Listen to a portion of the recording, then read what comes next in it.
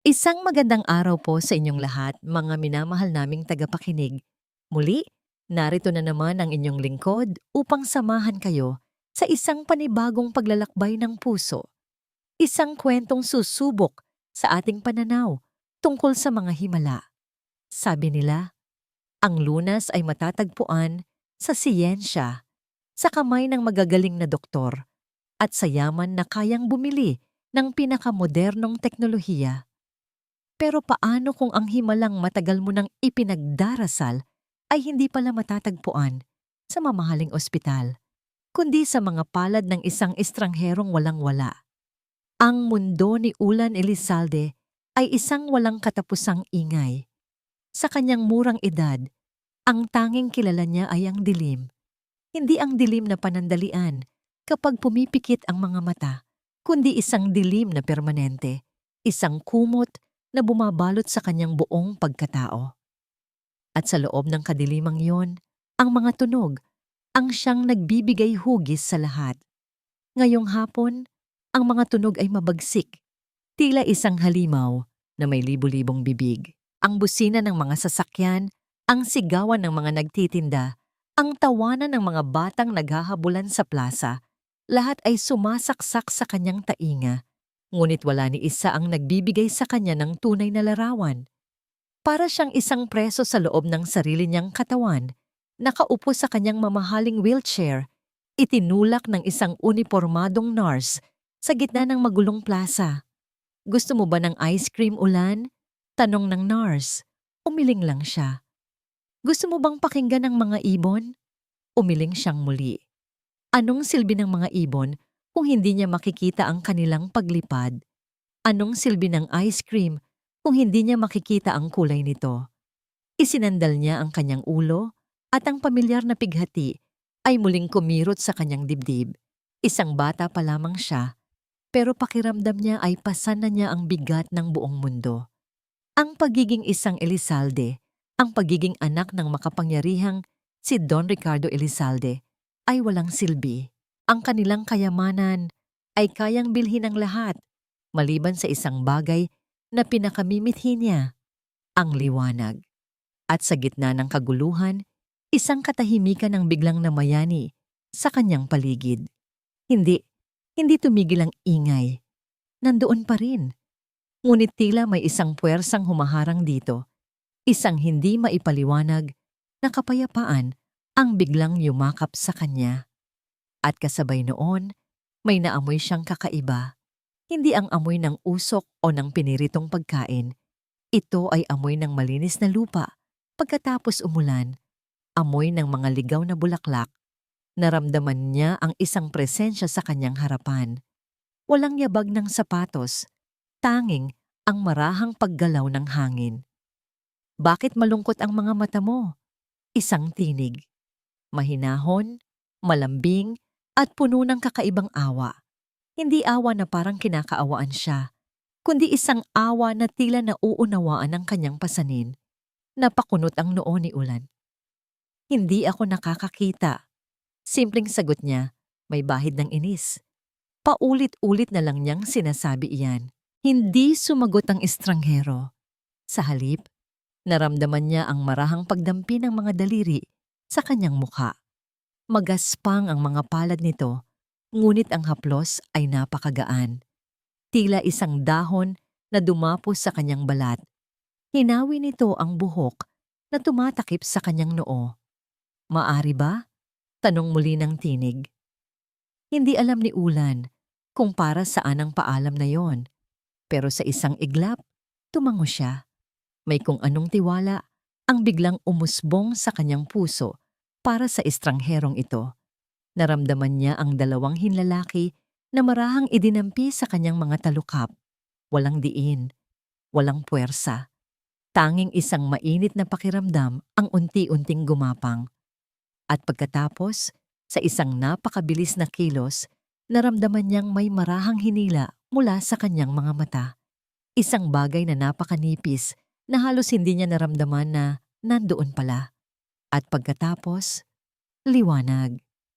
Sa simula, ito ay nakakasilaw. Isang puting liwanag na halos sumunog sa kanyang mga mata. Napapikit siya sa sakit. Ngunit nang dahan-dahan niyang imulat muli ang mga ito, ang puting liwanag ay nagkaroon ng hugis ng kulay. Ang unang nakita niya ay mga mata. Dalawang maitim at malalalim na mga mata na nakatitig sa kanya, puno ng dalisay na awa.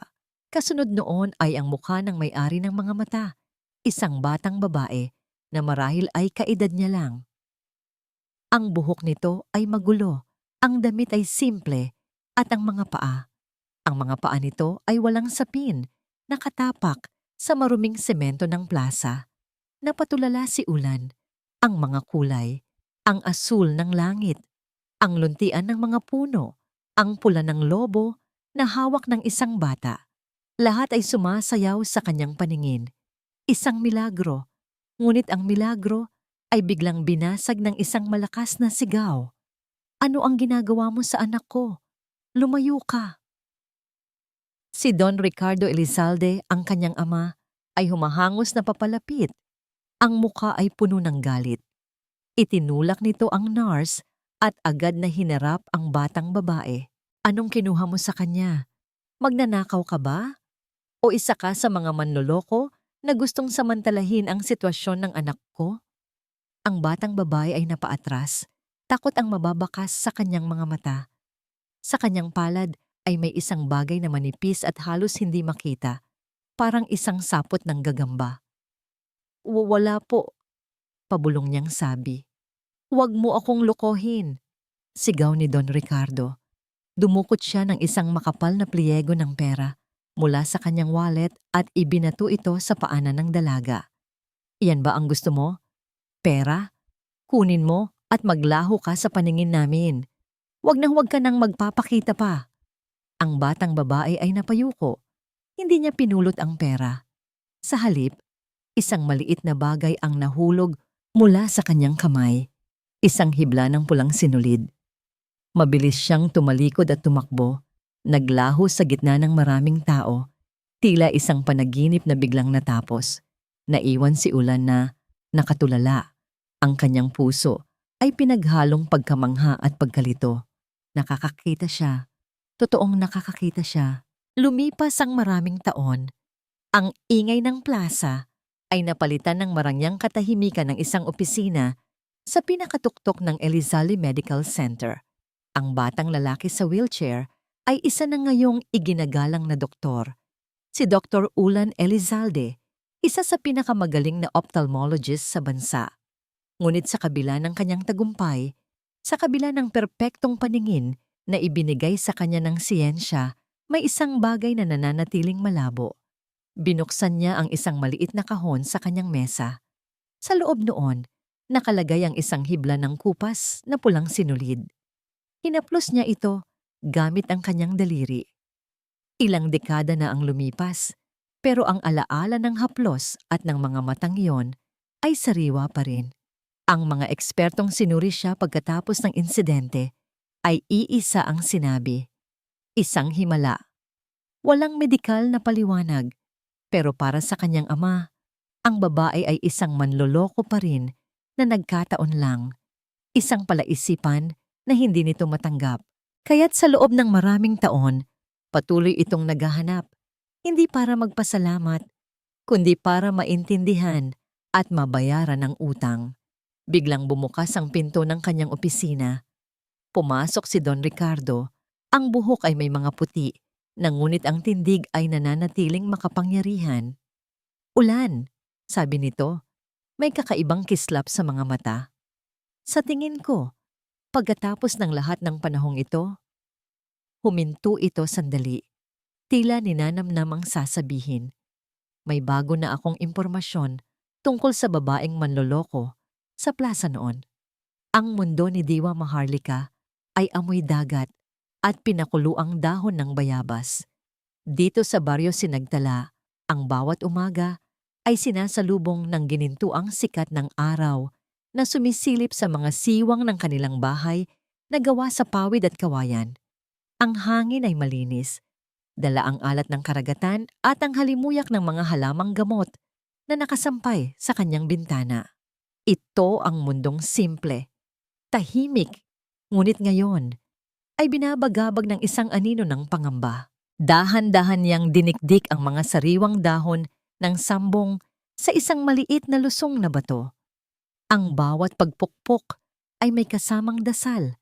Isang dasal para kay Lola Nena, ang pinakamatan ng residente sa kanilang baryo, na ilang araw nang nilalagnat. Huwag kang mag-alala, Hira, sabi ni Lola Nena. Ang boses ay mahina, ngunit puno ng pagtitiwala. Nakahiga ito sa isang papag. Ang noo ay may basang bimpo. Ang haplos ng mga kamay mo pa lang ay lunas na. Ngumiti si Diwa, isang matamis ngunit may bahid ng lungkot na ngiti. Ito po ang turo sa akin ng aking ina, Lola. Ang mga halaman ay kaloob ng Diyos at ang pag-aalaga ay dasal na isinasagawa. Maingat niyang ipinahid ang dinikdik na halaman sa noo at dibdib ng matanda. Ito ang kanyang lihim.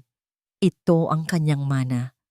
Sa mundong naniniwala sa siyensya at modernong gamot, ang kaalaman niyang ito ay itinuturing na sinauna at para sa iba, mapanganib.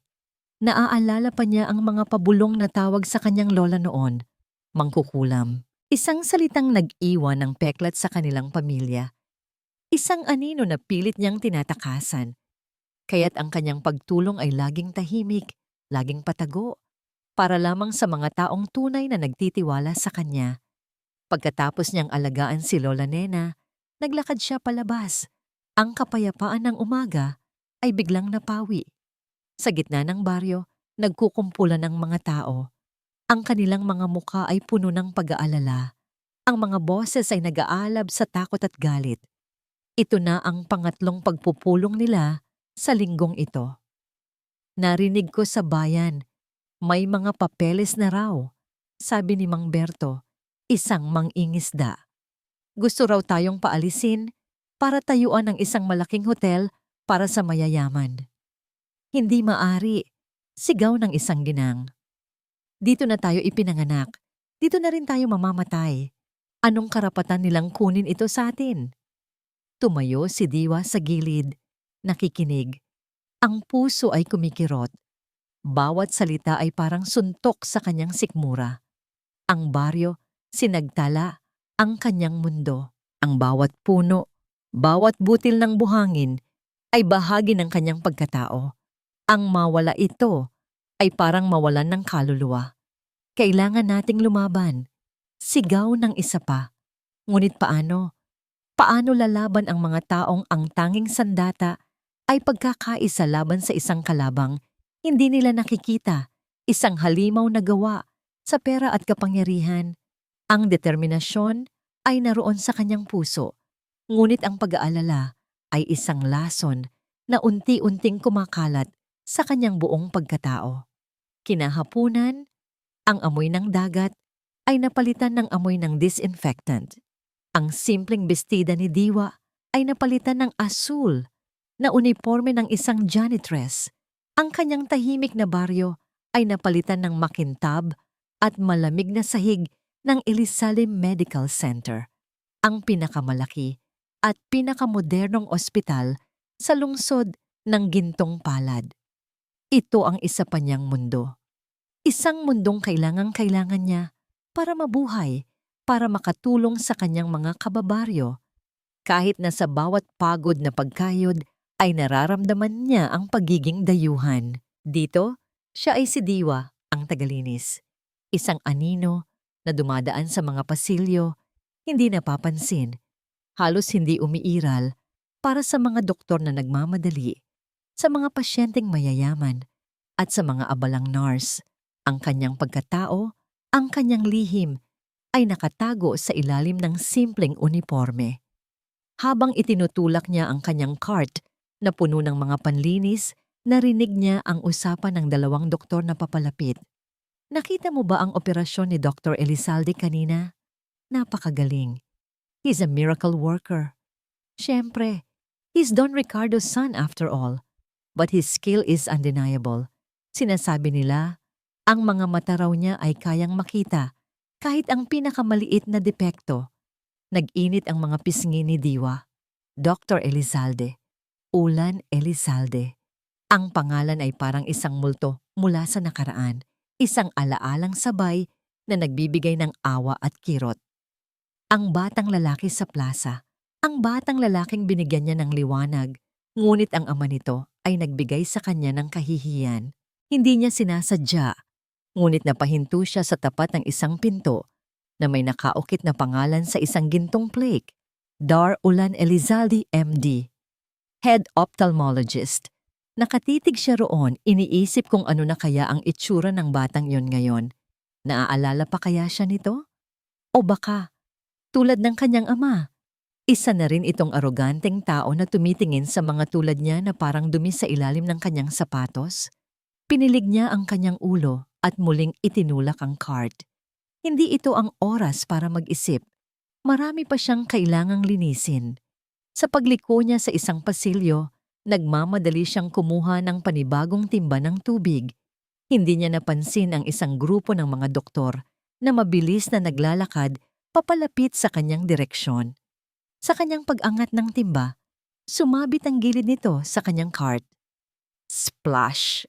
Ang maduming tubig ay kumalat sa makintab na sahig at ang timba ay gumulong na may malakas na kalabog. Napapikit si Diwa sa hiya. Ano ba naman yan? Isang iritadong boses ang narinig niya. Nanginginig ang mga kamay ni Diwa habang pinupulot niya ang timba. Nagsimula siyang magpunas ng sahig gamit ang kanyang basahan. Pasensya na po. Pasensya na po. Paulit-ulit niyang sabi, hindi nag-aangat ng tingin. Isang pares ng napakakintab, itim, at mamahaling sapatos na gawa sa katad ang huminto, 1 pulgada lang mula sa kanyang kamay. Ang mga sapatos na yon ay tila nagkakahalaga pa ng kanyang buong sahod sa 1 taon. Dahan-dahan niyang inangat ang kanyang paningin. Mula sa sapatos, paakyat sa perpektong plantsadong slacks, sa puting-puting uniforme ng doktor hanggang sa isang mukha. Isang mukhang pamilyar, ngunit ngayon ay mas matipuno at mas matalas. Ang mga mata na dati walang nakikita ay ngayon ay matalim, matalas at puno ng malamig na iritasyon. Nakatitig ito sa kanya.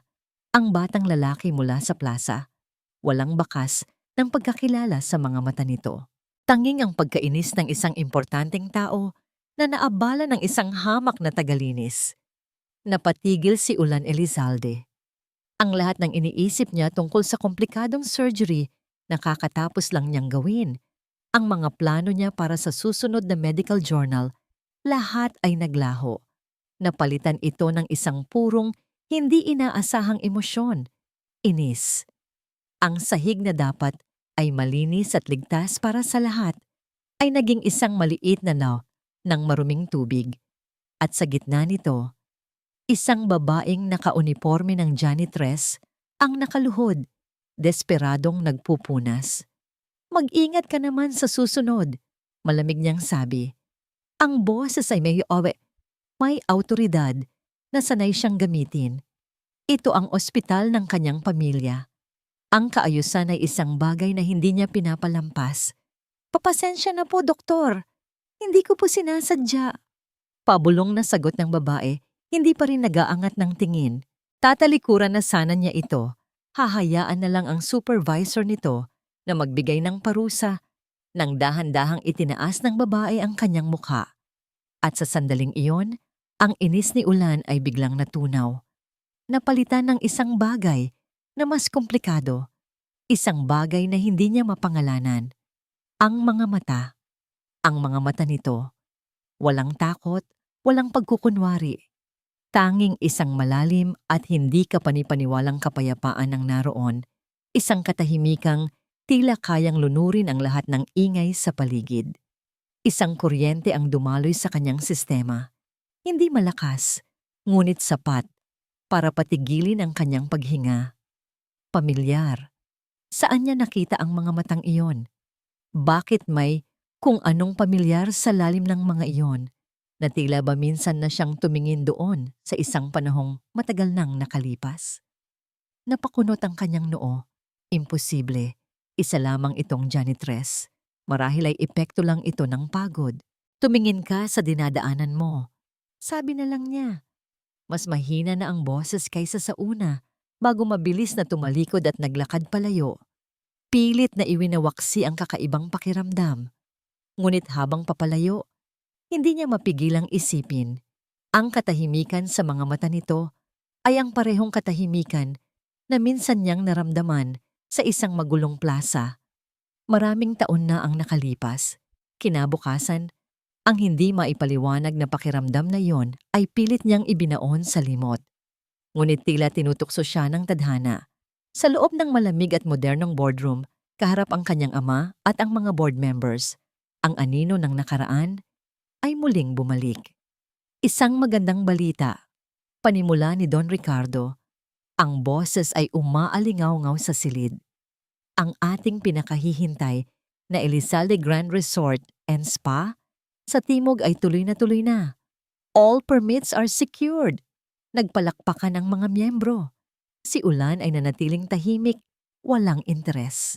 At bilang bahagi ng ating corporate social responsibility, pagpapatuloy ng kanyang ama, at dito ito lumingon sa kanya. Nais kong pangunahan mo, Ulan, ang isang malawakang medical mission sa komunidad kung saan itatayo ang resort. Isang magandang PR stunt. Ipapakita natin na ang mga Elizalde ay hindi lang kumukuha, nagbibigay rin tayo. Naramdaman ni Ulan ang pag-init ng kanyang ulo. Dad, I'm a surgeon, not a marketing tool. Ang trabaho ko ay nasa operating room, hindi sa mga publicity event. At ang trabaho ko ay siguraduhin ang kinabukasan ng pangalan natin. Matigas na sagot ni Don Ricardo. It's a done deal, Ulan. Pupunta ka sa isang maliit na baryo sa tabi ng dagat. Isang squatters area kung tutuusin. Bigyan mo sila ng libreng check-up, gamot at pagkatapos, aalis na sila ng payapa para bigyang daan ng progreso. Walang nagawa si Ulan kundi ang tumango. Ang pakikipagtalo sa kanyang ama ay parang pagsubok na buwagin ng isang pader gamit ang mga kamay. Sa mga sumunod na araw, ang imahe ng janitress ay tila isang multong sumusunod sa kanya. Minsan, makikita niya ito sa dulo ng isang pasilyo, tahimik na nagwawalis. Isang beses, sa cafeteria, nakita niya itong nagpupunas ng mesa. Ang kilos ay mahinahon at hindi nagmamadali. Sa bawat pagkakataon, hindi sila nag-uusap, ngunit sa tuwing magtatama ang kanilang mga mata, bumabalik ang pamilyar na kuryente, ang hindi maipaliwanag na nostalgia. Para siyang isang siyentipiko na nakaharap sa isang penomenong hindi kayang ipaliwanag ng lohika. Sino ang babaeng ito? Bakit siya nakakaramdam ng ganito sa isang estranghero? Isang gabi, habang nasa kanyang opisina at pinipilit aralin ang mga dokumento ng medical mission, binuksan niya ang maliit na kahon sa kanyang mesa. Kinuha niya ang kupas na pulang sinulid. Ang hiblang ito, ang tanging pisikal na koneksyon niya sa himalang naganap noon. Habang pinagmamasdan niya ito, ang imahe ng janitress at ang imahe ng batang babae sa plaza ay nagsimulang maghalo sa kanyang isipan na tila dalawang magkaibang litrato na dahan-dahang nagiging isa. Imposible, sabi niya sa sarili. Nababaliw na ako. Kinuha niya ang folder ng proyekto at binuksan ito sa pahina kung saan naroon ang mapa. Itinuro ng kanyang daliri ang lokasyon. Isang maliit na komunidad na nakadikit sa dalampasigan. Sa ilalim ng technical drawing, nakasulat ang pangalan ng lugar sa maliliit na letra. Baryo Sinagtala. Isang pangalang parang tula. Ngunit para sa kanya, isa lamang itong pangalan sa papel. Isang lugar na kailangan niyang puntahan para tapusin ang isang obligasyong ayaw niyang gawin. Dumating ang araw ng medical mission. Ang marangyang SUV ni Ulan ay dumaan sa baku-bakong daan papasok sa baryo. Ang amoy ng syudad ay napalitan ng amoy ng alat at isda. Ang matataas na gusali ay napalitan ng maliliit na bahay na gawa sa kahoy at yero. Ito ay isang mundong napakalayo sa kanyang kinagisnan. At sa dulo ng daan, naghihintay ang isang hadlang. Hindi isang pader na semento, kundi isang pader na gawa sa mga tao. Ang mga residente ng baryo sinagtala, mga mangingisda, mga ina na kalong ang kanilang mga anak, mga matatanda, na ang muka ay guhit-guhit na ng panahon. Lahat sila ay nakatayo roon, tahimik ngunit matatag. Hinarangan nila ang daan.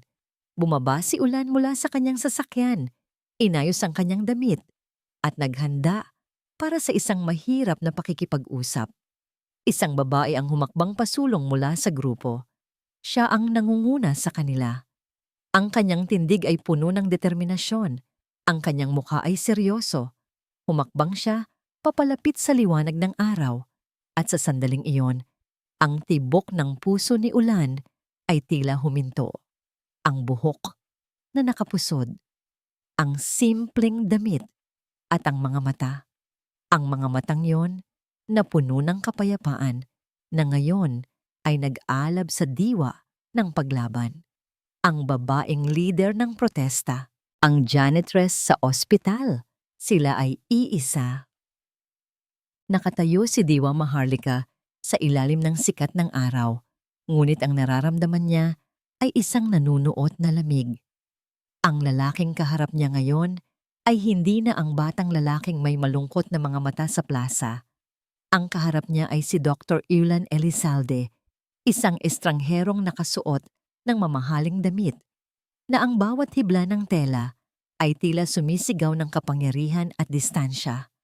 Ang pamilyar na kuryenteng naramdaman niya sa ospital ay narito na naman, ngunit ngayon, ito'y may kasamang sakit. Ang lalaking tinulungan niya mula sa kadiliman ay narito ngayon upang maghasik ng dilim sa kanyang tahanan. Isang malupit na kabalintunaan. Ako si Dr. Ulan Elizalde. Panimula nito, ang boses ay kalmado at propesyonal na tila kinakausap ang isang pasyente at hindi isang taong ang buhay ay malapit ng wasakin. Nandito kami para sa isang medical mission. Nais naming mag-alok ng libreng serbisyong medikal sa inyong komunidad.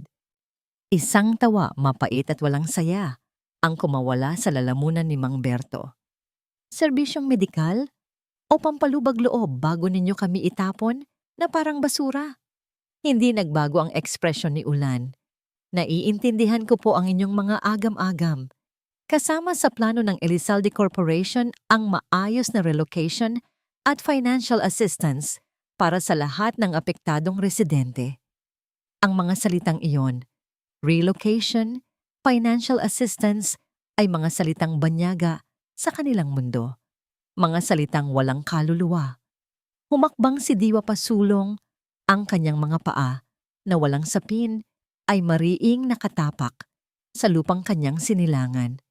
Ang lahat ng mata ay napunta sa kanya. Ang kanyang boses, nang lumabas ito, ay hindi nanginginig. Ito ay matatag. Gaya ng mga batong nakapalibot sa kanilang dalampasigan. Doktor, simula niya. Ang pagtawag ay may diin ng sarkasmo. Ang inyong alok ay parang pagbibigay ng isang band-aid sa isang taong malapit ninyong putulan ng paa. Nakita niya ang bahagyang pagkunot ng noo ni Ulan. Ang baryo Sinagtala ay hindi lamang isang squatters area sa inyong mapa, Doktor. Ito ay aming tahanan. Ang bawat puno rito ay may kwento. Ang bawat alon na humahampas sa dalampasigan ay musika sa aming pandinig. Ang buhangin sa ilalim ng aming mga paa ay saksi sa aming mga pangarap at sa aming mga pagluha. Paano ninyo mabibigyan ng presyo ang mga iyon? Itinuro niya ang mga kabahayan sa likuran niya. Ang mga bahay na iyan, na marahil ay dampa lamang sa inyong paningin, ay itinayo mula sa dugot pawis ng aming mga ninuno. Ang mga alaala ay nakakapit sa bawat dingding. Ang pag-ibig ay nakahabi sa bawat bubong na pawid. Sasabihin ninyo sa amin, napapalitan ninyo yan ng financial assistance? Ang kanyang boses ay lumakas, puno ng damdamin. Ang inyong progreso ay kamatayan para sa aming pagkakakilanlan. Hindi namin kailangan ng inyong limos. Ang kailangan namin ay iwanan ninyo kami sa kapayapaan. Isang sandali ng katahimikan ang namayani. Ang hangin lamang ang maririnig. Ang mga kasama ni Ulan ay hindi mapakali. Ngunit si Ulan ay nanatiling nakatitig sa kanya. Ang propesyonal na maskara ay hindi pa rin natitinag. Ngunit may kung anong kislap sa kanyang mga mata. Pagkalito? Pagtataka? Miss, nagsalita siyang muli. Ang boses ay pilit na pinapakalma. Ang development na ito ay magbibigay ng trabaho, ng mas magandang oportunidad. Para kanino? Putol ni Diwa. Para sa amin na itatapon ninyo sa isang lugar na hindi namin kilala. Para sa aming mga mangingisda na mawawalan ng dagat. Ang inyong mga salita, Doktor, ay kasing hongkag ng mga pangako ng lahat ng mayayamang tulad ninyo. Sa huling mga salitang iyon, naramdaman ni Diwa ang pagod. Ang galit ay unti-unting napalitan ng isang malalim na pagkadismaya. Tinalikuran niya ito at nagsimulang maglakad pabalik sa kanyang mga kababaryo. Ang usapan ay tapos na. Pinanood niya ang pag-alis ng mga ito. Ang makintab na SUV ay dahan-dahang umikot at naglaho sa daan, nag-iwan ng alikabok at ng bigat sa hangin. Napabuntong hininga ang mga tao. Nanalo sila sa araw na ito, ngunit alam nilang ito ay simula pa lamang ng isang mahabang laban. Naiwan si Diwa na nakatayo roon, pinapanood ang papalayong sasakyan. Ang imahe ng batang lalaki sa wheelchair ay pilit na sumisingit sa kanyang isipan, nakikipag-agawan sa imahe ng aroganteng doktor. Paanong ang isang taong nakaranas ng kadiliman ay siya pang magiging instrumento para balutin ang mundo ng iba sa dilim ng kawalan? Sa sobrang higpit ng pagkuyom ng kanyang kamao, sa sobrang bigat ng kanyang dibdib, narinig niya ang isang mahinang tunog. Snap! Napatingin siya sa kanyang pulso. Ang manipis at kupas na pulang sinulid na suot niya mula pa pagkabata. Ang tanging alaala mula sa kanyang ina ay napigtas. Ito ay nahulog at lumapag sa tuyong lupa sa kanyang paanan. Isang maliit na pulang marka sa gitna ng alikabok. Napatungo siya para pulutin ito. Ngunit bago pa man niya magawa, isang anino ang tumakip sa kanya. Nag-angat siya ng tingin at ang kanyang hininga ay napigil. Si Ulan. Bumalik ito. Mag-isa. Ang mukha niya ay wala na ang dating lamig. Napalitan ito ng isang ekspresyong hindi niya mabasa. Isang pinaghalong gulat, pag-aalinlangan, at isang matinding pagkilala. Ang mga mata nito ay hindi nakatingin sa kanya. Ang mga ito ay nakatutok, na tila nagyelo, sa maliit na hibla ng pulang sinulid na nasa lupa, sa pagitan nilang dalawa. Ang oras ay tila bumagal. Para kay Ulan Elizalde, ang buong mundo ay naglaho. Ang galit ng mga taga-baryo, ang init ng araw, ang ingay ng hangin, lahat ay nawalan ng saysay. Ang kanyang paningin na sinanay upang makita ang pinakamaliit at pinakadetalyadong bagay sa loob ng isang mata ay nakatuon na lamang na ngayon sa isang maliit na hibla ng kupas na pulang sinulid na nakahimlay sa lupa. Isang hibla, isang kulay, isang alaala, isang kidlat ang tila tumama sa kanyang kaluluwa. Ang kanyang kamay ay kusa at nanginginig na gumapang patungo sa bulsa ng kanyang damit. Dahan-dahan, inilabas niya ang maliit at luma ng kahon. Binuksan niya ito. Sa loob, nakahiga ang kaparehong-kaparehong hibla ng pulang sinulid. Ang sinulid na naging anting-anting niya sa loob ng 20 taon. Ang tanging katibayan ng isang himalang pilit na iwinawaksi ng luhika. Ang mga alaala ay bumuhos na parang isang rumaragas ang ilog, hindi na isang malabong panaginip, kundi isang malinaw at matalas na katotohanan. Ang ingay ng plaza, ang amoy ng lupa, pagkatapos umulan, ang magaspang ngunit magaan na haplos sa kanyang mukha, ang isang pares ng mga mata na puno ng dalisay na awa, mga mata na nagbibigay ng kapayapaan, mga mata na kaharap niya lamang kanina, ngunit ngayon ay nag-aalab sa galit. Ang janitress sa ospital, Ang leader ng protesta, ang batang babae sa plaza. Isa. Sila ay iisa. Ang lahat ng piraso ng palaisipan ay biglang nagkabit-kabit sa isang nakakayanig na pagsabog sa kanyang isipan. Ang kakaibang pakiramdam sa tuwing nakikita niya ito, ang hindi maipaliwanag na nostalgia, ang kapayapaang hatid ng presensya nito, lahat ay may dahilan. Inangat niya ang kanyang paningin mula sa sinulid patungo sa mukha ng babae.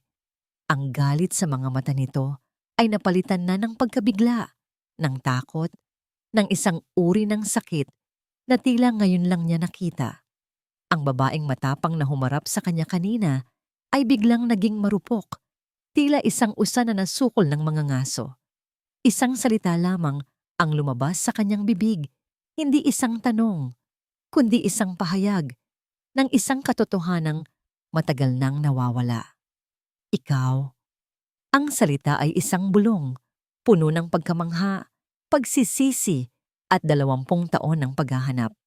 Para kay Diwa, ang salitang yon ay isang sentensya. Ang pagkilala sa mga mata ni Ulan ay parang isang kulungan na biglang isinara sa kanyang paligid.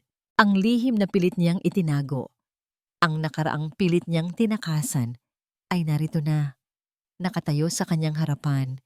May dalang banta na sisira sa lahat ng kanyang pinoprotektahan.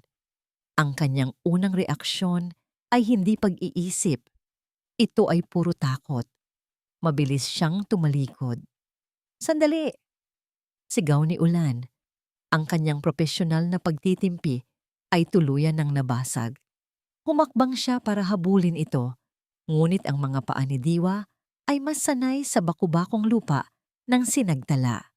Mabilis itong gumalaw, lumusot sa pagitan ng mga naguguluhang residente at tumakbo papasok sa makikitid na eskinita ng baryo. Teka lang, mag-usap tayo. Sigaw niyang muli. Sinusubukang habulin ito. Ngunit ang bawat liko niya ay tila isang maling daan. Ang baryo, na kanina'y isang lugar lamang sa mapa, ay naging isang labirinto na tila itinatakwil siya.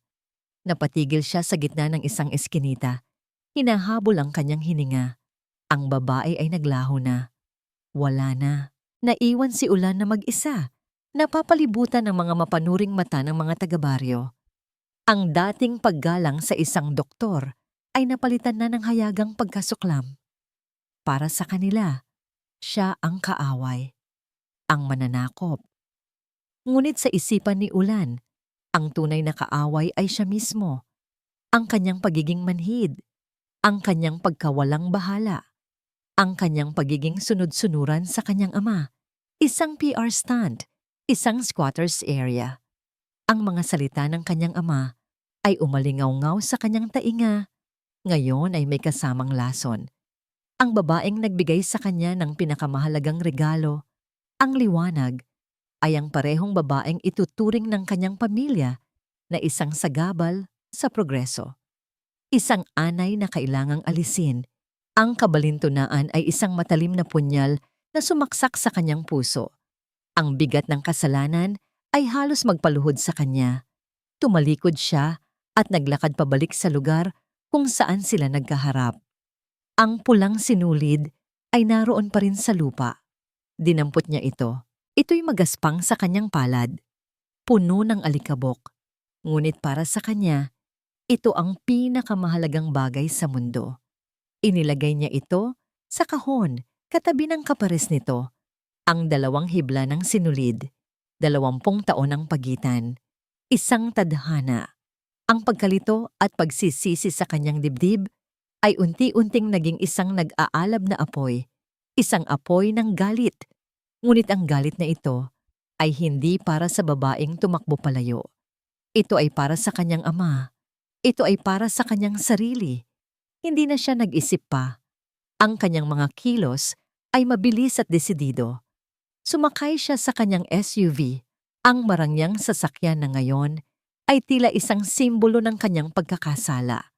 Pinaandar niya ang makina at ang ugong nito ay marahas. Mabilis niyang pinaatras ang sasakyan, ang mga gulong ay lumilikha ng alikabok. at walang lingon likod na pinaharurot ito palayo sa baryo Sinagdala.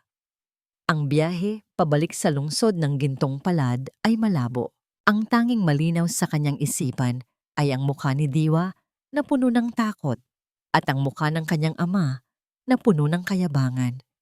Hindi siya umuwi sa kanyang kondo, hindi siya bumalik sa ospital. Dumiretso siya sa mansyon ng mga Elizalde, ang malaki at malamig na bahay kung saan siya lumaki. Pabalagsak niyang binuksan ang malaking pinto. Naabutan niya ang kanyang ama sa grandiosong sala nito. May hawak na kopita ng brandy, nagbabasa ng business papers. Ulan, ang aga mo yata. Hindi na naituloy ni Don Ricardo ang kanyang sasabihin. Sinalubong siya ng nag-aapoy na mga mata ng kanyang anak. Lumapit si Ulan. Ang bawat hakbang ay mabigat. Ang mga kamao ay nakakuyom. Tumayo siya sa harap ng kanyang ama. Ang dibdib ay umaalon sa pinaghalong galit at sakit. Ang kanyang boses, nang sa wakas ay lumabas, ay basag at nanginginig sa matinding emosyon. Natagpuan ko na siya. Sigaw niya ang bawat salita ay puno ng akusasyon. Ang babae, natagpuan ko na siya. Napangiti si Don Ricardo, hindi nauunawaan ang bigat sa boses ng anak. Magaling! Sinasabi ko na nga ba? At sinisira ninyo ang buhay niya. Ang nangiti sa mga labi ni Don Ricardo Elizalde ay dahan-dahang naglaho na parang isang kandilang biglang inupuan ng hangin. Ang kagalakan na nagsimulang umusbong sa kanyang dibdib. Ang kagalakan ng isang taong sa wakas ay malulutas na ang isang 20 taong palaisipan ay biglang napalitan ng pagkalito. Anong ibig mong sabihin? Tanong niya. Ibinaba ang kopita ng brandy sa mesang gawa sa mahogany. Sinisira ko ang buhay niya. Paano nangyari iyon? Ang baryo Sinagtala, sabi ni Ulan. Ang bawat salita ay tila isang matalim na bato. Ang squatters area na gusto ninyong gibain para sa inyong bagong resort, doon siya nakatira. Natahimik si Don Ricardo. Ang kanyang isipan, na sanay sa mabilis na pagkalkula ng kita at pagkalugi, ay sinubukang iproseso ang impormasyon. Ang babaeng matagal na niyang hinahanap, ang susi sa himalang hindi niya maintindihan, ay isa sa mga anay na balak niyang paalisin.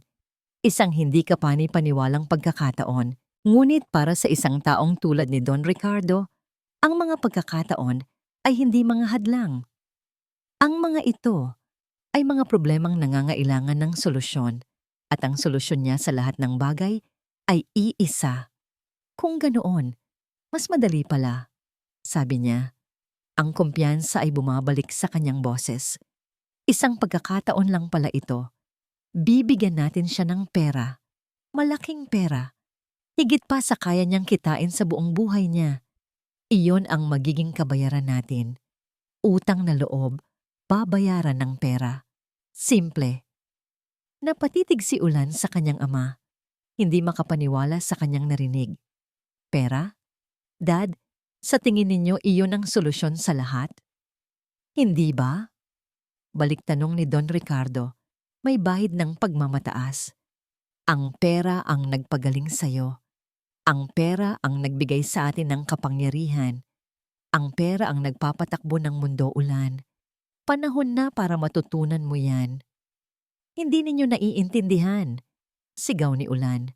Ang kanyang pagtitimpi ay tuluyan ng gumuho. Ang babaeng iyon, si Diwa, hindi niya kailangan ng pera ninyo. Ang kailangan niya ay ang kanyang tahanan, ang dignidad, mga bagay na hindi ninyo kayang bilhin. Dignidad? Halos matawa si Don Ricardo. Lahat ng tao ay may presyo, anak. Kailangan mo lang alamin kung magkano. Bukas na bukas din, ipahahanda ko sa aking abogado ang isang tseke. 1,000,000. 5? 10? Sabihin mo lang. Ibibigay ko. At ang problema ay tapos na. Ang resort ay matutuloy at ang utang na loob natin ay bayad na. Naglakad siya papunta sa kanyang mesa at kinuha ang telepono. Tatawagan ko si Attorney Sandoval. Ipapahanda ko ang tseke. Huwag! Ang sigaw ni Ulan ay umalingaw-ngaw sa buong silid na nagpatigil sa kamay ng kanyang ama. Kung gagawin ninyo iyan, para ninyo na ring sinampal muli ang babaeng nagbalik sa akin ng aking paningin. Ang parehong sampal na ginawa ninyo sa kanya sa Plaza 20 taon na ang nakalipas. Ang pagbanggit sa insidente sa plaza ay tila isang suntok kay Don Ricardo. Isang ugat ang umumbok sa kanyang sentido. "Huwag mo akong pagsabihan, Ulan," mariin niyang sabi. "Ang bawat salita ay may diin. Ang lahat ng ginagawa ko ay para sa pamilyang ito, para sa'yo. Ang resort na yon ay magpapatibay sa ating legasya. Isang maliit na baryo at isang babae ay hindi hahadlang doon.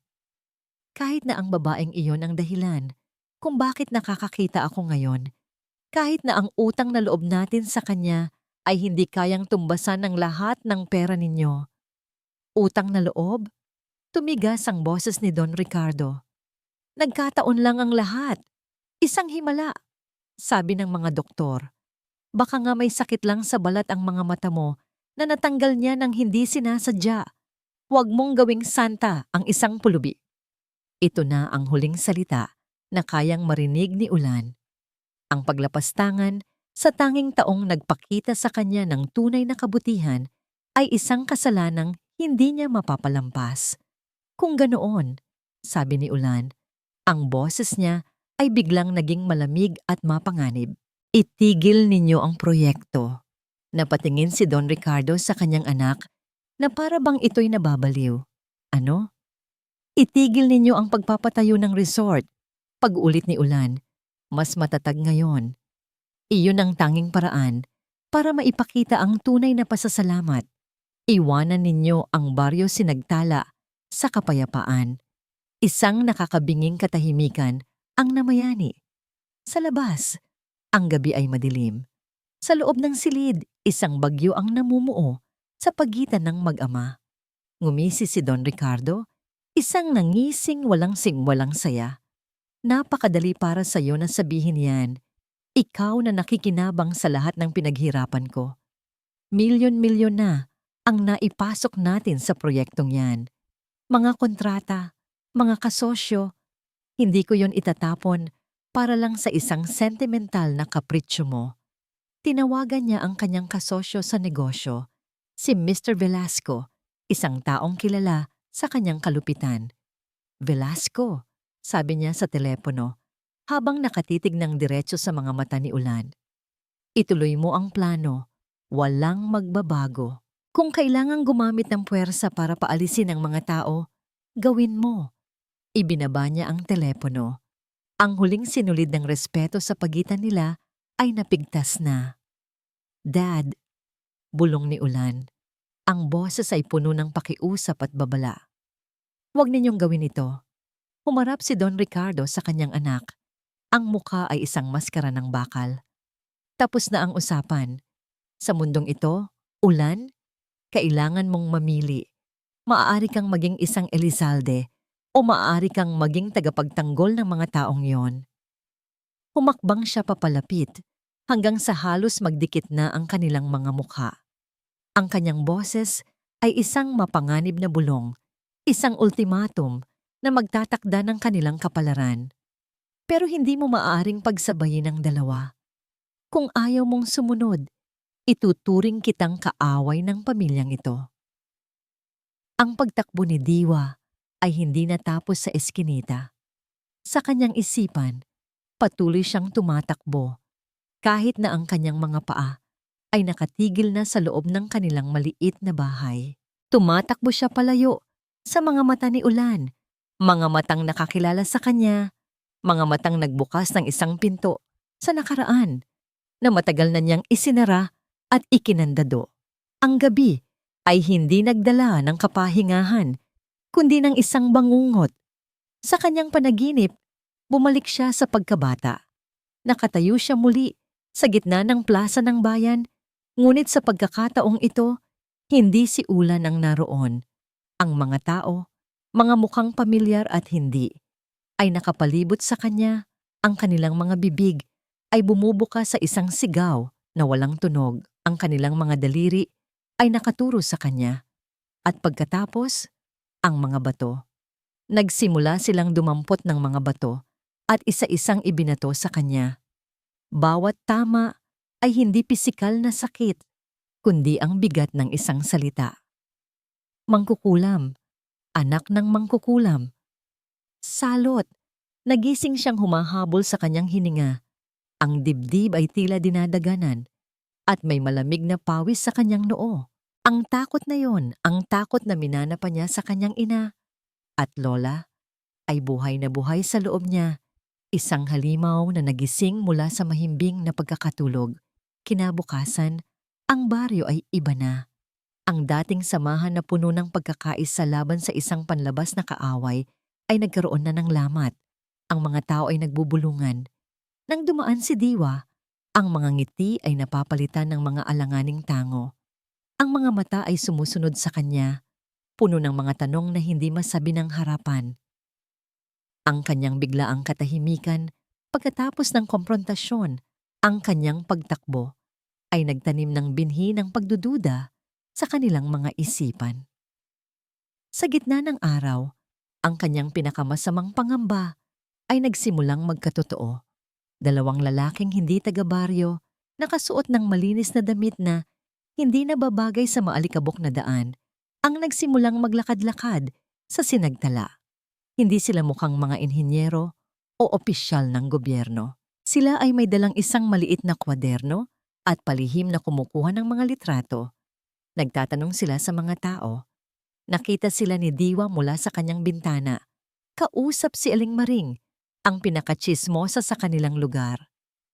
"Kilala niyo po ba ang pamilyang Maharlika?" Tanong ng isang lalaki. "Narinig po namin.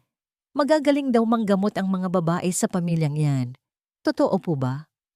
"Abay, oo naman," sagot ni Aling Maring. "Ang lola pa ni Diwa, si Kaliway. Napakagaling. Isang haplos lang parang nawawala ang sakit mo. Pero may mga nagsasabi, bumaba ang boses nito. May kung anong orasyon daw kasing ginagamit. Hindi pangkaraniwan." Ang puso ni Diwa ay nagsimulang kumabog ng malakas. Dinadala nila ang usapan sa direksyong kinatatakutan niya. Nang hapong iyon, habang siya'y nag-iigib ng tubig sa poso, nilapitan siya ni Lola Karing, isa sa mga pinakamatanda sa baryo na malapit sa kanyang lola noon. "Mag-ingat ka, Hira," bulong ng matanda. Ang mga mata ay puno ng pag-aalala. May mga aninong nagbabalik. Ang mga tanong na naririnig ko ngayon, iyan din ang mga tanong na narinig ko bago itakwil ng mga tao ang iyong lola. Hinawakan nito ang kanyang braso. "Bumabalik ang nakaraan, Hira." Ang mga salita ng matanda ay isang malamig na kamay na humaplos sa kanyang batok. Kinagabihan, habang isinasara niya ang kanyang mga bintana, isang katok ang narinig niya sa kanyang pinto. Isang malakas at desperadong katok. "Diwa, Diwa please, kailangan nating mag-usap." Ang boses ni Ulan. Napaatras si Diwa, napasandal sa pader, ang kamay ay nakatakip sa kanyang bibig upang pigilan ang isang hikbi. Narito siya, ang simula ng lahat ng ito. "Diwa, alam ko nang ikaw yan. Please, buksan mo ang pinto. Hindi ako kaaway." "Hindi kaaway?" naisip ni Diwa. "Ang iyong pagdating ang nagdala ng unos na ito. Ang iyong pagkilala sa akin ang sandatang gagamitin nila laban sa akin. Umalis ka na." Sigaw niya. Ang boses ay nanginginig sa pinaghalong takot at galit. "Wala tayong dapat pag-usapan. Iwanan mo na kami." Narinig niya ang pagbuntong hininga nito sa labas. "Hindi ako aalis hanggat hindi mo ako kinakausap. Maghihintay ako dito." Ngunit hindi naghintay si Diwa. Pinatay niya ang kanyang ilawan, isinara ang kanyang mga mata, at nagdasal na sana'y maglaho na lang ito. Matapos ang halos isang oras ng katahimikan, sumilip siya sa bintana. Wala na ang sasakyan nito, wala na ito. Nakahinga siya ng maluwag, ngunit ang kapayapaan ay panandalian lamang. Isang sigaw ng bata ang bumasag sa katahimikan ng gabi. "Inay, ano to?" Sinundan ito ng iba pang mga boses. Naglabasan ang mga tao mula sa kanilang mga bahay, dala ang kanilang mga gasera. May isang bagay na nakakalat sa buong baryo. Mga puting papel. Lumabas si Diwa. Isang piraso ng papel ang dinala ng hangin at lumapag sa kanyang paanan. Nanginginig ang mga kamay na pinulot niya ito. Nasa papel ang kanyang mukha. Isang litratong kuha nang hindi niya alam, marahil ng isa sa mga estranghero kanina. At sa ilalim nito, sa malalaki at itim na mga letra, nakasulat ang mga salitang wawasak sa kanyang mundo, ang mga salitang babangon mula sa kanyang pinakamasamang bangungot upang maging isang malupit na katotohanan. Huwag magpaloko sa anak ng mangkukulam. Ang ultimatum ng kanyang ama ay isang pader na bakal na ibinagsak sa pagitan nilang dalawa. Sa gabing iyon, umalis si Ulan sa mansyon ng mga Elizalde. Hindi na lumingon pa. Dala ang isang bigat sa kanyang dibdib na mas masahol pa kaysa sa kadilimang minsan niyang pinagdanasan. Ang pagiging Elizalde ay isang sumpa. Isang gintong hawla na ngayon niya lang napagtantong kailanman ay hindi siya naging malaya. Ngunit ang personal niyang pighati ay naging walang saysay kinabukasan. Ang balita ay kumalat na parang apoy. Ang mga flyers na nagkakalat ng kasinungalingan tungkol kay Diwa ay umabot hanggang sa opisina ni Ulan. Ipinadala ng isang hindi kilalang tao. Ang mga salitang anak ng mangkukulam ay tila mga asidong tumunaw sa papel, sumunog sa kanyang mga mata at dumurog sa kanyang puso. Ito ang gawa ng kanyang ama o ng mga taong katulad ng kanyang ama. Malupit, marumi, at epektibo. Alam niyang ito na ang simula ng pagguho ng mundo ni Diwa. Sinubukan niyang bumalik sa baryo Sinagtala, ngunit hinarang na siya sa pasukan pa lang. Hindi ng mga residente, kundi ng mga security guard na inupahan ng kumpanya. Bago pa man dumating ang bagyo, ang baryo ay kinubkob na. Nang araw na yon, ang langit ay nagsimulang magdilim.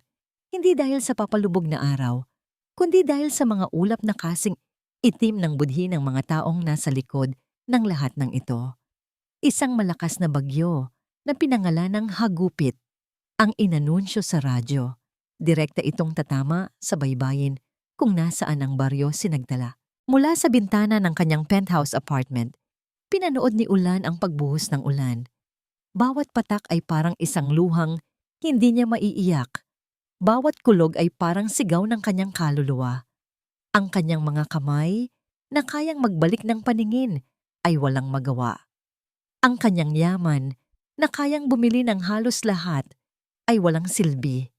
Siya ay isang preso ng kanyang sariling pangalan, ng kanyang sariling kawalan ng kapangyarihan. Isang tawag ang dumating sa kanyang telepono. Isang hindi pamilyar na numero. Dr. Elizalde, sabi ng isang malamig at nanunuydong boses. Si Velasco, ang kasosyo ng kanyang ama. Kamusta ang panunood ng ulan mula sa iyong tore? I just want to let you know. Tapos na ang laro. The smear campaign worked. Ang mga tao sa baryo ay nagkakagulo na. Hindi na sila nagkakaisa. Pagkatapos ng bagyo, wala nang lalaban pa sa atin. We will move in. Hayop ka. Iyon lang ang naisagot ni Ulan. Ang boses ay puno ng panggigigil. Tumawa si Velasco sa kabilang linya. Hindi, doktor. Negosyante lang. Isang bagay na hindi mo kailanman maiintindihan. Have a nice evening. At ibinaba nito ang telepono. Ibinato ni Ulan ang kanyang telepono sa pader. Nabigo siya. Nabigo siya nang protektahan ang babaeng nagligtas sa kanya. Ang galit sa kanyang ama, ang galit kay Velasco, ay unti-unting napalitan ng galit sa kanyang sarili. Bakit hindi siya naging mas malakas? Bakit hindi niya nakita ang katotohanan ng mas maaga? Para saan pa ang kanyang paningin kung naging bulag din naman siya sa katotohanang nasa harapan niya? Tumingin siyang muli sa labas. Ang hangin ay humahagupit na, yumuyugyog sa mga puno. Ang mga alon ay tiyak na malalaki na, nilalamon ang dalampasigan ng Sinagtala. Ang mga maliliit na bahay na gawa sa pawid at kawayan. Ang bahay ni Diwa, paano nila makakayanan ang ganitong bagsik ng kalikasan? Ang pakiramdam ng kawalan ng pag-asa ay mas masahol pa kaysa sa kadiliman. Noong siya'y bulag, meron pa siyang pag-asa para sa isang himala. Ngayon, nakakakita siya. Ngunit ang nakikita lamang niya ay ang isang tiyak na kapahamakan na hindi niya kayang pigilan. Ito ang tunay na impyerno. Sa gitna ng kanyang pagdurusa, muling tumunog ang kanyang telepono. Isang numero mula sa baryo Sinagtala. Isang numerong hindi niya kilala. Nanginginig ang mga kamay na sinagot niya ito. Hello? Hello? Sigaw niya. Sinusubukang labanan ng ugong ng hangin sa kabilang linya. Doktor! Doktor Ulan! Isang basag na boses ng isang babae. Tulong! Kakailangan namin ng tulong. Anong nangyayari?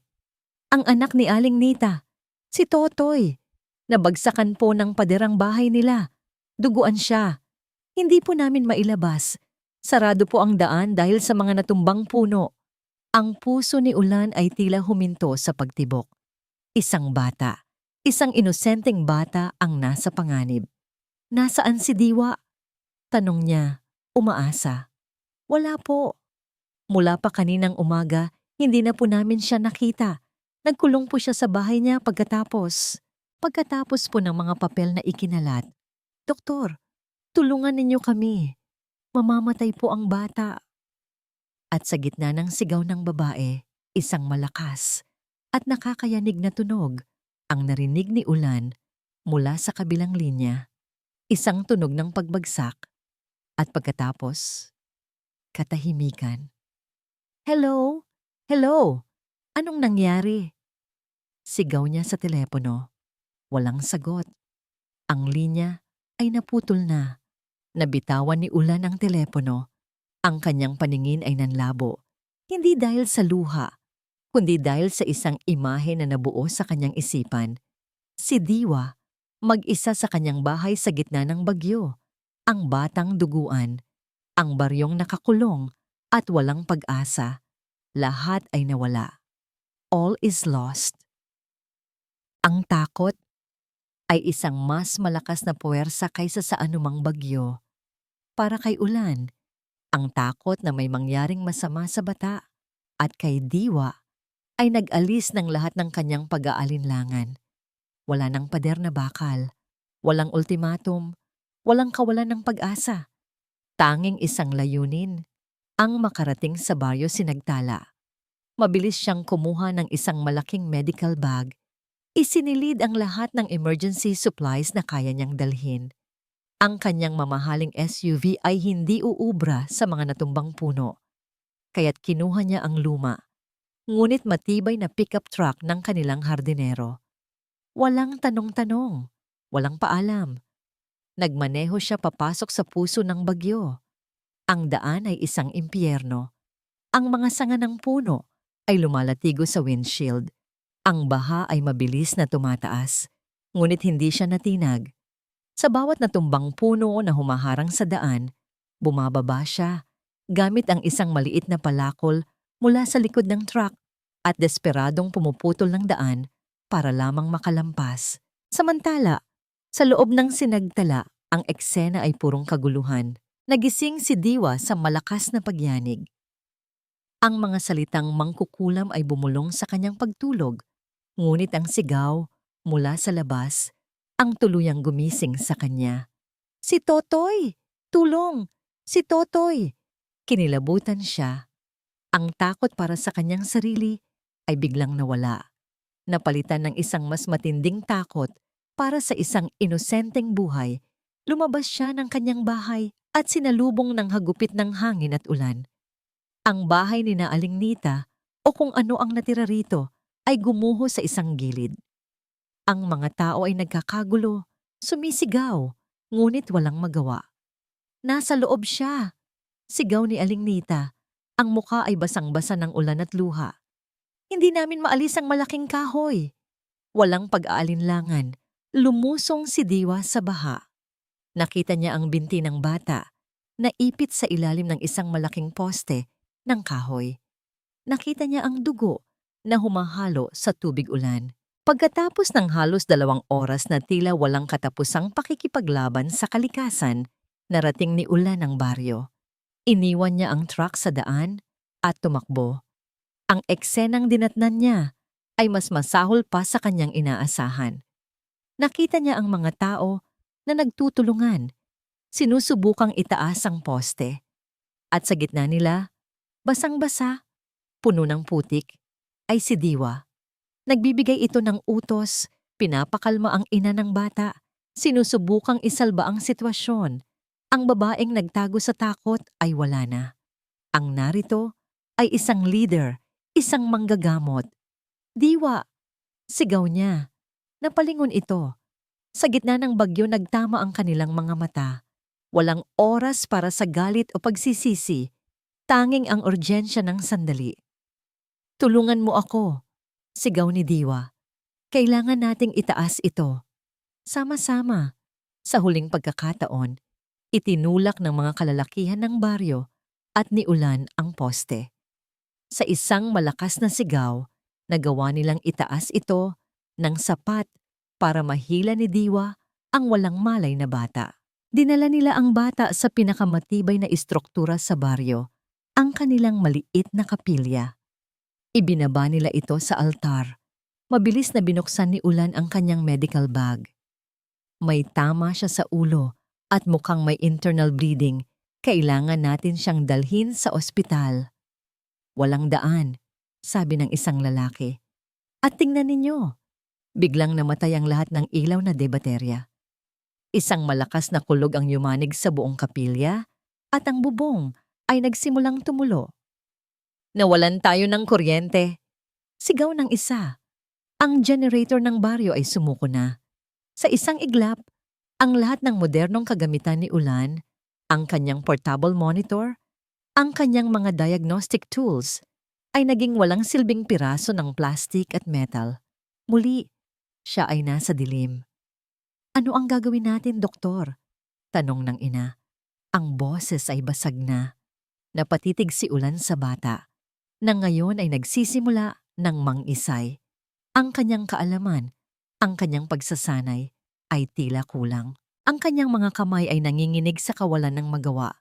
Sa gitna ng kadiliman, isang kamay ang humawak sa kanyang braso. Mahinahon, ngunit matatag. May mga bagay na hindi itinuturo sa libro. Bulong ni Diwa sa tabi niya. Mula sa kanyang bulsa, kumuha ito ng mga tuyong dahon at isang maliit na bato. Sa tulong ng ilaw mula sa isang kandila, sinimulan niyang dikdikin ang mga ito. Napanood siya ni Ulan. Ang kanyang pagiging arogante bilang isang doktor, ang kanyang paniniwala sa absolutong kapangyarihan ng siyensya, ay unti-unting gumuho. Humarap si Diwa sa kanya. Ang kanilang mga mukha ay ilang pulgada lang ang pagitan. Ang anino mula sa kandila ay sumasayaw sa kanilang mga pisngi. Ang lagnat niya ay mabilis na tumataas, sabi ni Diwa. Ang mga halamang ito ay makakatulong, ngunit kailangan kong malaman kung saan ang pinakamatinding sakit. Tumingin si Ulan kay Diwa at sa kauna-unahang pagkakataon, hindi bilang isang misteryo o isang utang na loob, kundi bilang isang kapwa manggagamot. Ang pagmamataas ay nawala sa kanyang mga mata, napalitan ng isang bagay na mas dalisay. Pagtitiwala. Kailangan kita, sabi niya.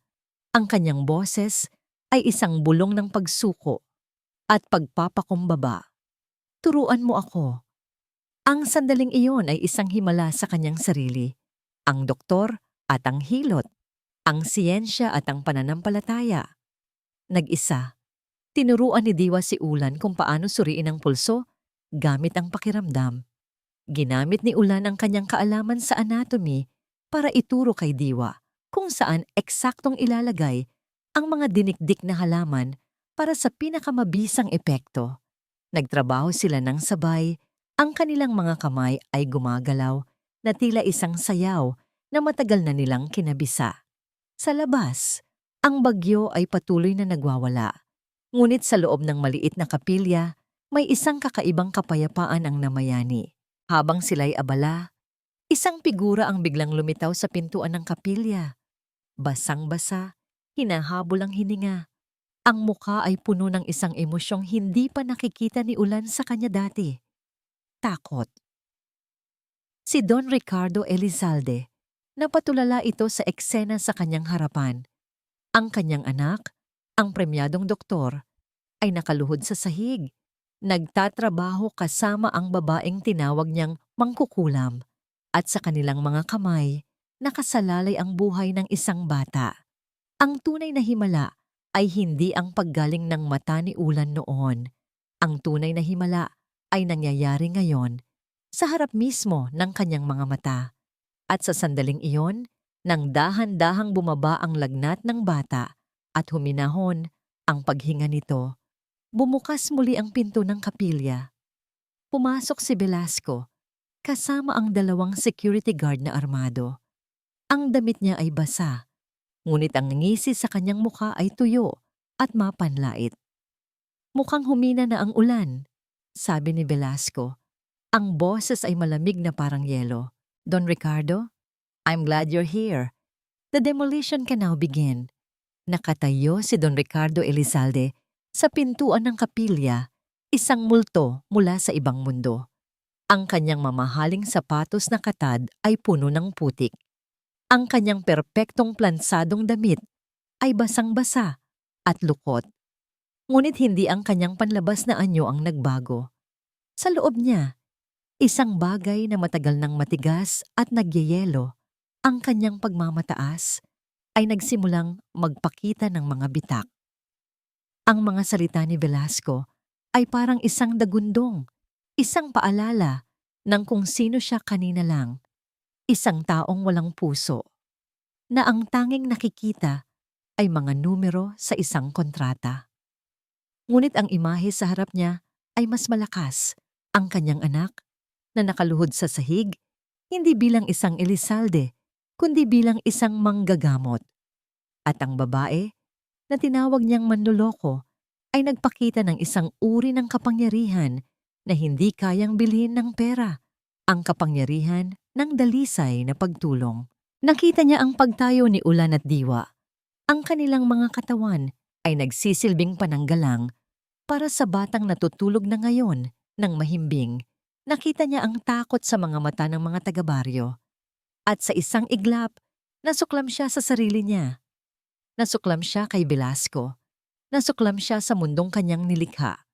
Velasco, sabi ni Don Ricardo. Ang kanyang boses ay mahinahon, ngunit may bigat na parang bakal. Ito ang unang pagkakataon na narinig ito ng lahat. Isang Don Ricardo na hindi nag-uutos, kundi nagdedeklara. Humarap siya sa kanyang kasosyo. Umalis ka na! Tumawa si Velasco, hindi makapaniwala. Ano?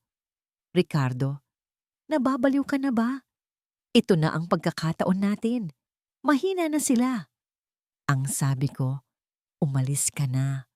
Pag-uulit ni Don Ricardo, mas matatag ngayon. Lumakad siya papasok, nilagpasan si Ulan, at hinarap si Velasco ng diretsyo. Hindi mo gagalawin ang baryong ito. Hindi mo gagalawin ang mga taong ito. May kontrata tayo. Sigaw ni Velasco. Milyon-milyon ang nakataya dito. Ang reputasyon mo. Mas may halaga pa sa pera, Velasco, sabi ni Don Ricardo. Isang bagay na hindi mo kailanman maiintindihan. Lumingon siya sa mga tao sa loob ng kapilya, sa bawat mukha na puno ng pagod at takot.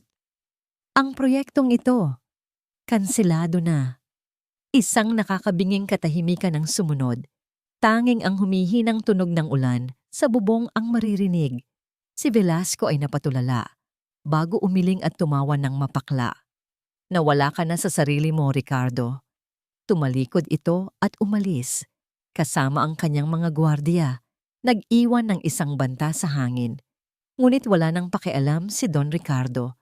Ang kanyang atensyon ay nakay Ulan na. Nilapitan niya ang kanyang anak.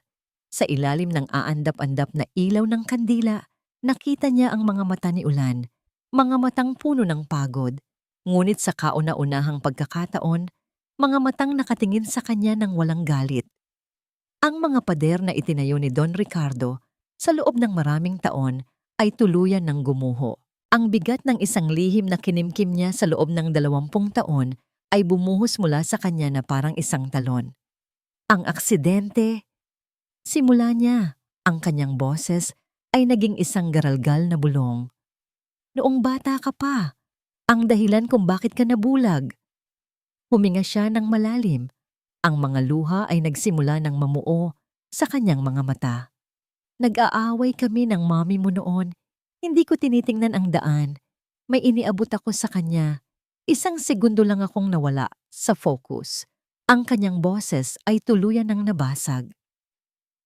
Ako ang may kasalanan, anak. Kasalanan ko. Ang pag-amin na yon na ibinaon niya sa ilalim ng pera at kapangyarihan ay sa wakas malaya na. Ang kanyang obsesyon na pagalingin si Ulan ay hindi lang dahil sa pagmamahal.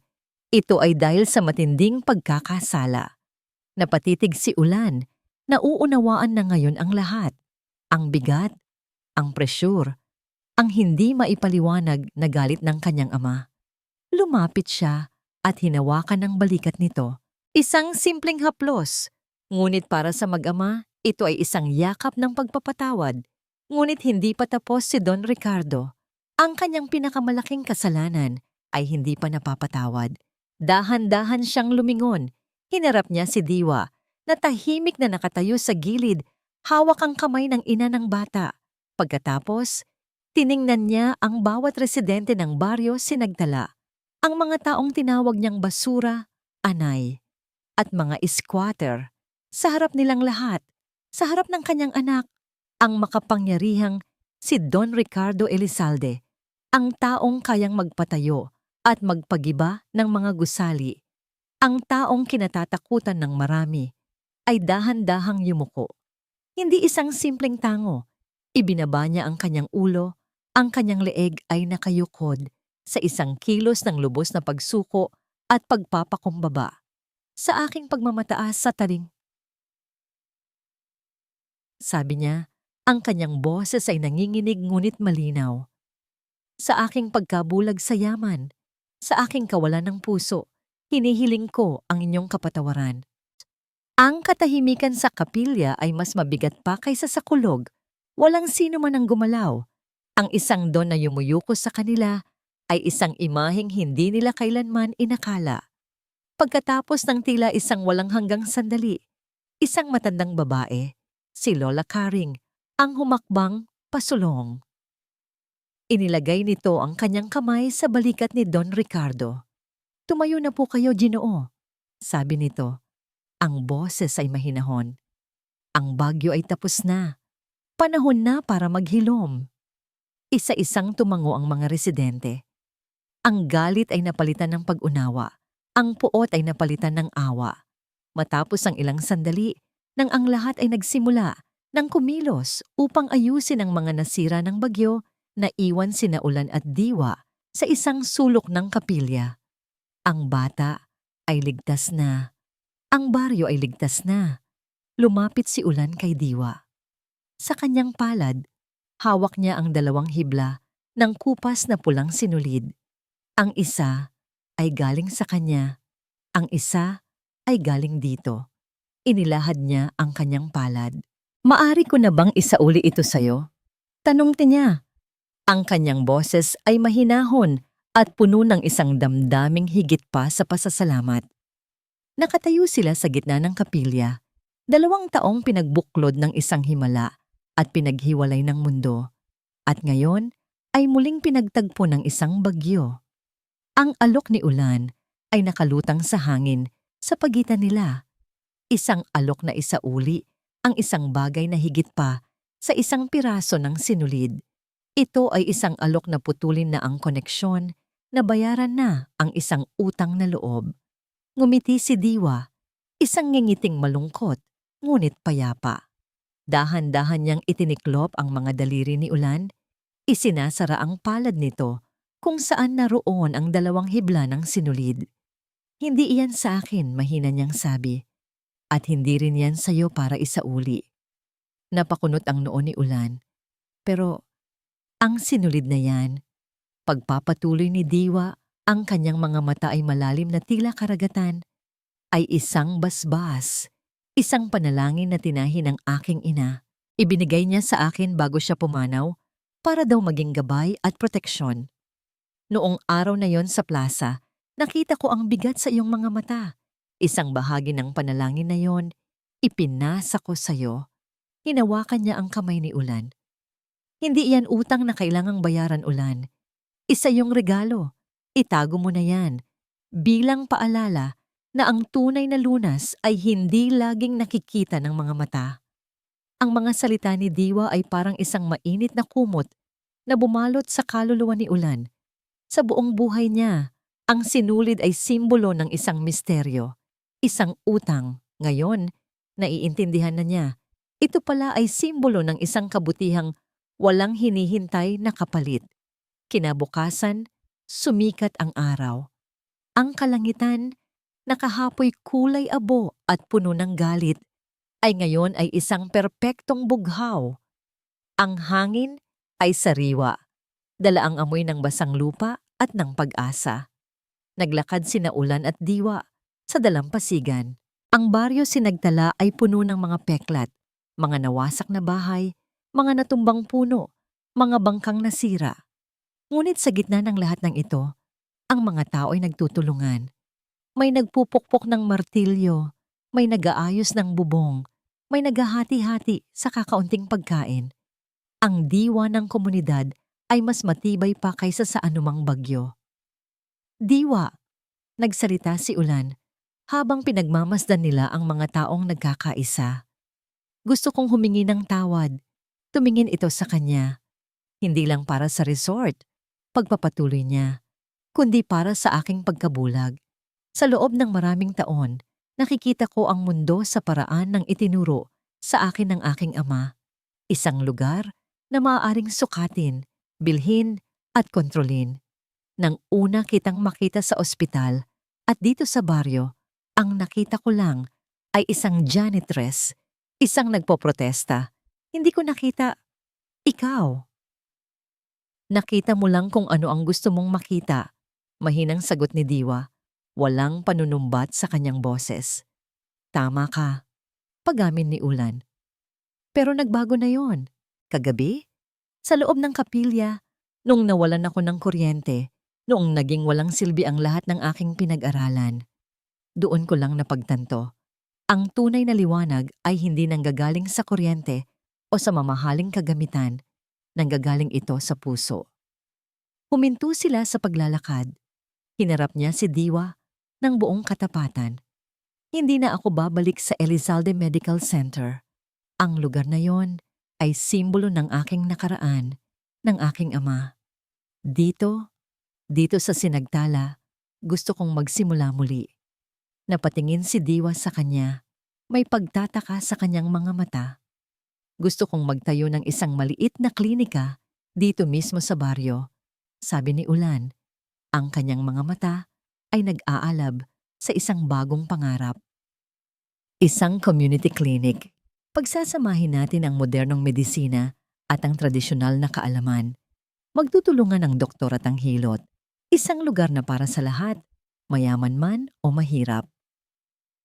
Sa unang pagkakataon, isang tunay at maningning na ngiti ang sumilay sa mga labi ni Diwa. Isang ngiti na tila kayang magpabago ng buong dalampasigan. Nang hapong yon, pinuntahan ni Ulan ang kanyang ama. Naabutan niya itong nakatayo sa tabi ng mga nasirang bangka. Kausap ang mga mangingisda. Nangangako ng tulong para maayos ang mga ito. Lumapit si Ulan. Dad, sabi niya, may desisyon na po ako. Sinabi niya sa ama ang kanyang plano, ang magtayo ng klinika, ang iwanan ang pangalan ng Elizalde sa ospital. Inaasahan niya ang pagtutol, ang galit. Ngunit sa halip, tumangulang si Don Ricardo at isang maliit na ngiti ang lumitaw sa kanyang labi. Sa buong buhay ko, sabi ni Don Ricardo, nagtayo ako ng mga gusali na kumikita ng pera. Ngayon, Ikaw anak, magtatayo ka ng isang bagay na nagbibigay buhay. Tinapik niya ang balikat ni Ulan. I'm proud of you. Gamitin mo ang yaman ng pamilya, hindi para magmayabang, kundi para maglingkod. Ako ang bahala sa lahat ng gastos. Sa sumunod na mga araw, isang bagong sigla ang bumalot sa baryo Sinagtala. Si Don Ricardo, gamit ang kanyang mga koneksyon, ay nagpadala ng mga materyales at mga manggagawa para tulungan ang mga tao na itayong muli ang kanilang mga bahay, mas matibay kaysa dati. Si Ulan naman, kasama ang mga taga-baryo, ay sinimulan ng paglilinis sa isang lumang gusali na gagawin nilang klinika. Isang dapit hapon, habang papalubog ang araw at nagpipinta ng kulay kahel at lila sa kalangitan, naupo sina Ulan at Diwa sa isang bangkong kahoy. Sa kanilang harapan, sa isang piraso ng papel, nakaguhit ang simpleng plano para sa kanilang klinika. Nagtatawanan sila, nagbibiruan, nagpaplano. Ang bigat ng nakaraan ay nawala na. Ang natira na lang ay ang gaan ng kasalukuyan at ang liwanag ng hinaharap. Sa gitna ng kanilang pagtawa, dahan-dahang kinuha ni Ulan ang kamay ni Diwa. Hindi dahil sa pangangailangan, hindi dahil sa pasasalamat, kundi dahil gusto niya. Ang kanyang palad ay mainit. Ang palad nito ay magaspang ngunit puno ng kabutihan. Naglapat ang mga ito na parang 2 piraso ng isang palaisipan na sa wakas ay nagkatagpo. Tumingin siya sa mga mata nito, ang mga mata na nagbigay sa kanya ng unang liwanag. Diwa, sabi niya, ang kanyang boses ay isang mahinang bulong na dala ng amihan. Payag ka bang tulungan akong magtayo ng isang bagay na mas mahalaga kaysa sa anumang gusali? May mga kwentong nagtatapos sa gitna ng isang bagyo. May mga kwento ring nagtatapos sa isang mapait na paalam. Ngunit ang pinakamagagandang kwento, mga minamahal naming tagapakinig, ay hindi talaga nagtatapos. Ang mga ito ay nagpapatuloy, nagbabago ng anyo, at nagiging isang panibagong simula. 6 na buwan ang lumipas. Ang baryo Sinagtala ay muling isinilang mula sa abo ng trahedya. Ang mga bahay na dating gawa sa pawid at kawayan ay ngayon mas matibay na, pinaghalong kahoy at semento, ngunit hindi nawala ang kanilang simpleng alindog. Ang mga bangka ay muling pumalaot, at ang tawanan ng mga bata ay muling umalingaw-ngaw sa dalampasigan.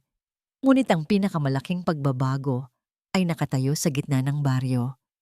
Isang simpleng gusali na kulay puti at asul na may malalaking bintana na nagpapapasok sa liwanag ng araw at sa simoy ng hangin mula sa dagat. Walang makintab na plake ng ginto sa pinto. Tanging isang karatulang gawa sa kahoy, inukit ng kamay na may nakasulat na Sinagtala Community Clinic and Wellness Center. Sa loob, ang amoy ay pinaghalong antiseptic at pinakulo ang dahon ng lagundi. Ito ang naging simbolo ng kanilang pagkakaisa. Ang araw na ito ay araw ng formal na pagbubukas. Simple lang ang selebrasyon. May kaunting pagkain na pinagsalo-saluhan, may mga tugtog mula sa isang lumang gitara. Sa isang sulok, abala si Dr. Ulan Elizalde sa pagsusuri sa mata ng isang matandang mangingisda. Ang kanyang puting uniforme ay napalitan na ng isang simpleng polo shirt. Ang aroganteng doktor ay wala na. Ang narito ay isang lingkod bayan, isang kaibigan. Sa kabilang banda, sa isang maliit na hardin sa likod ng klinika, abala naman si Diwa sa pag-aani ng mga halamang gamot kasama ang mga kabataang tinuturuan niya. Ang anino ng takot sa kanyang mukha ay tuluyan ng naglaho, napalitan ng isang kumpiyansang nagmumula sa pagtanggap sa kanyang tunay na pagkatao. Hindi na siya nagtatago. Ang kanyang pagiging isang manggagamot ay isa ng karangalan, hindi isang sumpa. Nakatayo sa di kalayuan, pinagmamasdan silang lahat, ay si Don Ricardo Elizalde. Hindi na siya ang makapangyarihang Don na kinatatakutan. Para sa mga taga-Sinagtala, Siya ay si Lolo Cardo. Madalas siyang bumisita, hindi para mag-inspeksyon, kundi para makipagkwentuhan sa mga matatanda o di kaya'y maglaro ng dama kasama ang mga mangingisda. Sa kanyang pagtanda, natagpuan niya ang isang uri ng yaman na hindi kayang ibigay ng stock market, ang yaman ng isang komunidad. Lolo Cardo! Sigaw ng isang bata, si Totoy, na ngayon ay malusog na at masiglang nagtatakbo. Lumapit ito kay Don Ricardo at nagmano. Salamat po sa bola. Ngumiti si Don Ricardo at ginulo ang buhok ng bata. Walang anuman iho. Ito ang kanyang bagong buhay at mas masaya siya kailanman. Nang matapos ang selebrasyon at ang araw ay papalubog na, pinuntahan ni Ulan si Diwa sa dalampasigan. Naupo sila sa buhangin. Pinapanood ang araw na dahan-dahang lumulubog sa karagatan, nag-iiwan ng mga kulay ginto, rosas at lila sa kalangitan. Masaya ka ba? Tanong ni Ulan. Tumingin si Diwa sa kanya. Ang kanyang mga mata ay kumikinang sa ilalim ng papalubog na araw. Kailanman ay hindi ko inakala na ang isang bangungot ay maaaring maging isang napakagandang panaginip. Hindi ito panaginip, Diwa, sabi ni Ulan, at dahan-dahan niyang hinawakan ang kamay nito. Ang kanilang mga daliri ay nagkawing-kawing, isang kilos na natural at puno ng pagmamahal. Ito ay totoo. Sa loob ng 6 na buwan, ang kanilang samahan ay lumalim. Mula sa pagiging magkatrabaho, naging matalik silang magkaibigan. At mula roon, sa isang pag-ibig na tahimik ngunit matatag, kasing tatag ng mga batong hindi natitinag ng alon. Isinandal ni Diwa ang kanyang ulo sa balikat ni Ulan. Salamat, bulong niya. Para saan? Sa pagtingin mo sa akin, sagot ni Diwa. Sa tunay na ako. Ngumiti si Ulan. Inangat niya ang kamay ni Diwa at marahan itong hinagkan. Tumingin siya sa mukha nito, sa mga mata nitong nagturo sa kanya kung paano tunay na makakita. Ikaw ang nagturo sa akin kung paano tumingin, Diwa, sabi niya. Hindi ka lang nagpagaling ng aking mga mata, pinagaling mo ang aking puso. At sa ilalim ng isang kalangitang puno ng kulay, sa harap ng isang payapang karagatan, sa gitna ng isang komunidad na muling nabuo, sila ay nanatiling magkatabi. Hindi na kailangan ng maraming salita. Ang katahimikan sa pagitan nila ay puno ng pangunawa, pagtanggap, at isang pag-ibig na kasing dalisay ng himala na unang nagtagpo sa kanila. Natutunan ni Ulan na ang tunay na paningin ay hindi lamang ang kakayahang makakita ng hugis at kulay. Ang tunay na paningin ay ang kakayahang makita ang kabutihan sa puso ng iba. Ang kakayahang makita ang pag-asa sa gitna ng kawalan. At ang kakayahang makita ang isang hinaharap na puno ng pag-ibig. At para sa kanya, ang lahat ng yun ay makikita niya sa mga mata ni Diwa Maharlika. At dito po nagtatapos ang kwento ni na Ulan at Diwa. Isang taos-pusong pasasalamat po sa inyong lahat, mga minamahal naming taga-subaybay, sa muling pagsama ninyo sa amin sa isang paglalakbay na puno ng luha, pag-asa, at pag-ibig. Habang isinusulat namin ang bawat kabanata, kasama ninyo kaming naramdaman ang kadiliman ni Ulan, ang tahimik na lakas ni Diwa, at ang bigat na pasan ni Don Ricardo.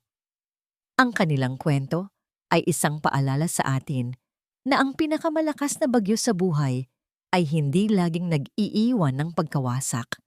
Kung minsan, ito ay nagiging daan upang linisin ang nakaraan at diligan ang mga binhi ng isang mas magandang bukas. Nais naming iwan sa inyong mga puso ang mensahe na ang tunay na pagtingin ay hindi nasusukat sa kung gaano kalinaw ang ating mga mata, kundi sa kung gaano kabukas ang ating mga puso sa pagpapatawad, pag-unawa at pagtanggap. Naway magsilbi itong inspirasyon na sa bawat isa sa atin ay may kakayahang gumawa ng himala sa buhay ng iba sa pamamagitan lamang ng isang dalisay na kabutihan. Ngayon, nais naman naming marinig ang inyong saloobin. Anong aral ang inyong napulot? Aling bahagi ng kwento ang pinakatumatak sa inyong puso?